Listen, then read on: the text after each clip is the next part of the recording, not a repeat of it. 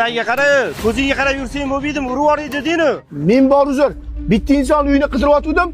Hayol bilan ko'rmay qolma. Qidirayotgan odamning oti nima? Lutfulla degan bola aka. Mabodo tanimaysizmi? Hech qanaqa Lutfulla degan bolani tanimayman. Ko'zingga qarab yurgin, tushundingmi? Xo'p, aka.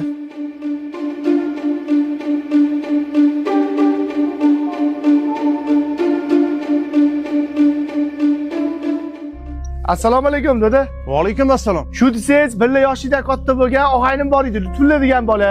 O'zim ishlarim bilan bo'lib, ancha yillardan beri ko'rishmayaptim. Hozir uyga chaqirib borsam, uyini sotib, mana shu mahallaga ko'chib kelgan deyishdi. Oydan beri qidirib topolmayapman-da. Mabodo tanimaysizmi dadam? Yo'q. Mayli adi, men ishga ketdim. Yaxshi o'tiringlar. Shoshmay tur o'g'lim. Labbi adi. Nami yigit tomonani so'rab ketdi. Shu mahallada turadi deyishgan ekan. Sen tanimaysanmi Mabodo? Qidirayotgan bolangiz oti nima? Lutfulla degan bola. Orqa mahalladagi boshiga ish tushib qolib, yaqinda uyini yarmini sotgan bola bor-ku. O'shanga siqilib, onasi olamdan o'tib qoldi-ku. Kecha mahallada ham gap so'z bo'lyotdi-yu, ikkita bolasi bilan xotini ham tashlab ketibdi deb.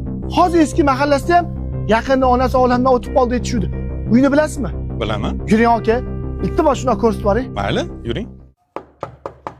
Hozir.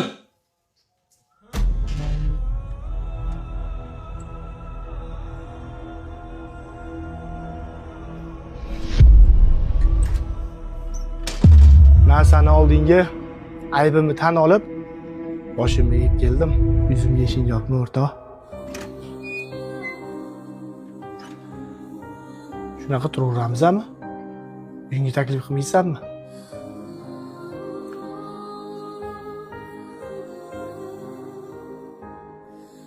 Yoshlikda orzuni ham, niyatni ham billa qildik. Har qanday holatda yoningda bo'laman deb bir-birimizga va'da berdik. Lekin yoshimiz ozgina katta bo'lib, meni ishlarim yurishib, ozgina qo'lim 3-4 so'm pul ko'rib, senga yoshlikda bergan va'dalarimni unutib qo'ydim. Shuncha boshingga sinov kelibdi. O'rtoq, o'sha paytlar yoningda bo'la olmaganim uchun meni kechir. Bitta bag'rimga bosib, sog'inib ketdim seni. Do'stim.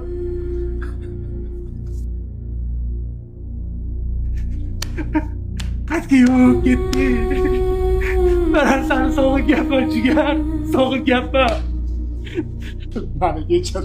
Ko'zlarim biriksin pul qo'rqib qo'ydi, jigar. Meni kechir, jigar. Meni kechir. Xato qilsam mendan yuzing burma do'st.